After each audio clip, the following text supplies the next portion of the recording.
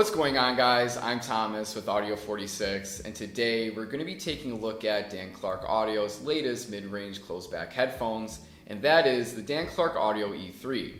These headphones are going to appeal to more financially conscious consumers who are still looking for a premium sound experience due to the E3 incorporating the technological and ergonomic achievements that Dan Clark Audio has made in the past with their higher-end headsets. DCA is also offering new updates to go along with the technical achievements made in the past by equipping the E3 with the new 5th generation driver and AMTS support. But at the end of the day, $2,000 is still $2,000. So is the E3 the mid-range marvel that Dan Clark Audio wants you to believe? Or are you better off looking for a more premium sound experience at a more friendly cost elsewhere? Let's find out. Getting right into the package, you'll be presented with the E3 inside its respective carrying case. Although this case doesn't appear too flashy, I really like how compact this case appears and how it wraps and forms around the shape of the headphones perfectly, especially when we compare it to the absolutely massive suitcase that came with the Imperium 2 we just reviewed. Additionally, this hard shell case has very little give, which shouldn't be a problem due to how compact the case is, so if you do accidentally drop this device during travel, you'll be able to rest easy knowing that this case will absorb most of the shock. When opening the carrying case, you will see the E3 itself. Upon first impressions when taking this device out of the case, I'm really surprised as to how smooth the unfolding mechanisms in the device feel. I heard no mechanical movement when unfolding this device, which means you should be able to comfortably transport this device without much wear and tear for years to come. Although I am not a fan of the black and blue aesthetic seen on the headband, I am very impressed with the clamping force of this adjustable headband that also appears to be very malleable, so you should be able to achieve a comfortable fit that remains sturdy with very little issue. Moving to the Gorilla Glass 3 clad ear cups, you will definitely notice the collage of silver holes seen encompassing both ear cups. Although I am not a fan of the color choice for these ear cups, the legion of holes on either side of the device aren't just for show and are actually necessary for the support of the E3's dual mode bass port, which we will discuss later. I am much more fond of the ear pads on the other hand, which provide a great deal of depth, which should be able to cover the entirety of the ear pretty comfortably. Continuing on to the rest of the contents inside this package, you will see a black carrying pouch that will contain a tankless soft touch cable with your choice of connector type. And lastly, you will also receive your typical user manual, as well as a certificate of authenticity that uses the same font as my college diploma. Dan Clark Audio has made some pretty bold statements regarding the E3 and its functionality. Along with attempting to create a pair of headphones that contain both new and past favorite features that are normally seen in headphones listed much higher than the E3, DCA has stated that the E3 can actually deliver the performance of an open back experience within a closed back design. But how is something like this even possible? Well, this feat was able to be made a reality in large part due to the integration between the E3's acoustic metamaterial tuning system and the 5th generation planar magnetic driver. To start with the acoustic metamaterial tuning system, or AMTS for short, this feature has been previously seen with other higher-end DCA headphones such as the Expanse or the Carina, but is now supported by the E3 with a new mode of deployment.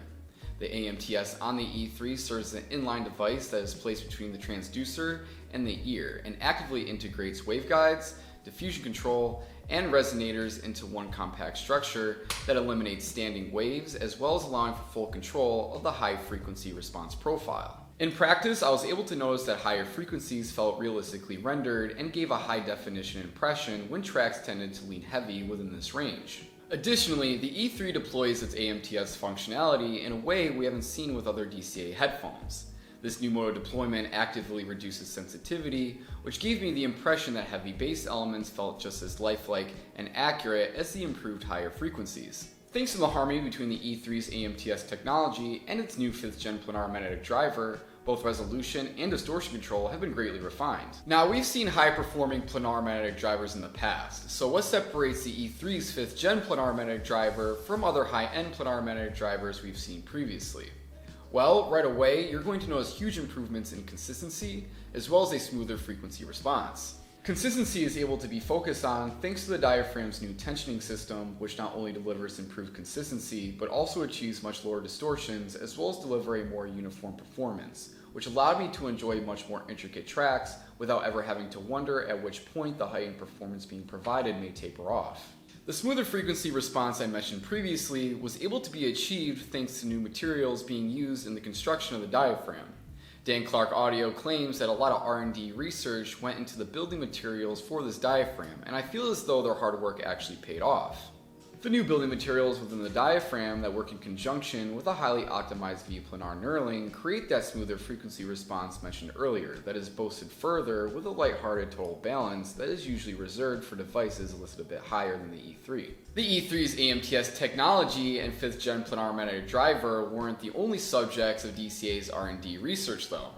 Circling back to the legion of silver holes that are located underneath the Gorilla Glass in both ear cups, these cavities are what make up the E3's dual mode bass port. Many close-back headphones, ranging in all price brackets, support some form of bass port, but what separates the E3's dual mode bass port from other bass ports currently on the market is the greatly refined control within the bass frequencies. This dual mode bass port manages to create a bass experience that provides plenty of impact but never compromises in balance, while also eliminating most mid-range creep and blow. I really noticed the improvements this bass port delivered during bass drops with many hip-hop or trap albums, which added a heavier thump feeling but still maintained high-quality instrument elements and ad-lib elements. So how does all this intensive R&D research affect the soundstage though?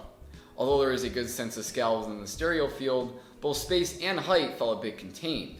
With that said, however, the E3 is still one of the most open-sounding closed-back headphones I had the opportunity to try out.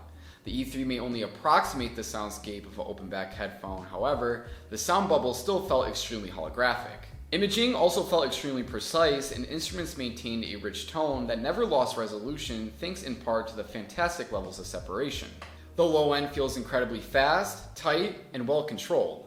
Bass elements provide a neutral color, and sub-bass frequencies provide more than enough depth. Overall, the low end provides fantastic transparency and minimal saturation, which aids in creating an accurate and natural tonal delivery that'll be very hard to rival. The mids offer an energetic snap and firm delivery that is supported by a good amount of body. The upper mids feel incredibly dynamic, which aids in creating a comprehensive sound experience within this range. The highs feel very fast and fluid, with vocal elements being given a great amount of texture.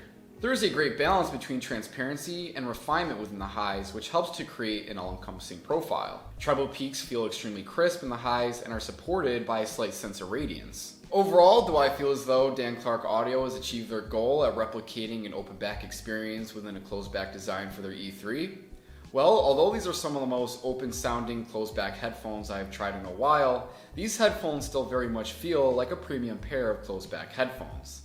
Although I'm not very fond of the overall design of these headphones at all, I still feel as though these closed-back headphones deliver a sound experience that properly mimics the performance of many entry-level open-back headphones while still maintaining its own unique identity. A huge draw for these headphones is that you'll receive somewhat of an open-back sound experience while paying for a mid-range closed-back price. So as long as you can temper your expectations in regards to the type of sound experience you will receive and look past the relatively dull design, then you will have no issues enjoying the E3 in your typical day-to-day. And that is another review. I hope you enjoyed. Don't forget to like, comment, and subscribe. And as always, if you wish to purchase the Dan Clark Audio E3, you absolutely can by ordering them from our website or visiting our store location. My question for you is, what recent innovations made by Dan Clark Audio are your favorite? There have been a lot in recent years, so there's a lot to choose from. But until next time, my name is Thomas Chimber with Audio 46, and I'll see you next time. Have fun out there.